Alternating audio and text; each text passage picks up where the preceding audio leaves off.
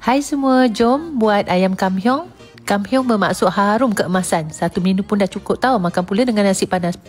Rasa kari pedas manis tu confirm nama nasi tau. Ini dia bahan-bahan untuk masak ayam kamhyong. Yang paling penting wajib adalah mesti Love Earth Mushroom Seasoning 100% natural. Tanpa MSG, serius masakan akan lagi tambah sedap. First step, gaul ayam dengan garam, serbuk kunyit dan tepung jagung.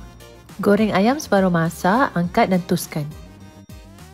Next, chopper bawang putih, halia dan udang kering yang dah direndam. Tumis hingga naik bau, masukkan serai ketuk, masukkan serbuk kari, masukkan sedikit air. Dah mendidih, masukkan Love Earth Mushroom Seasoning.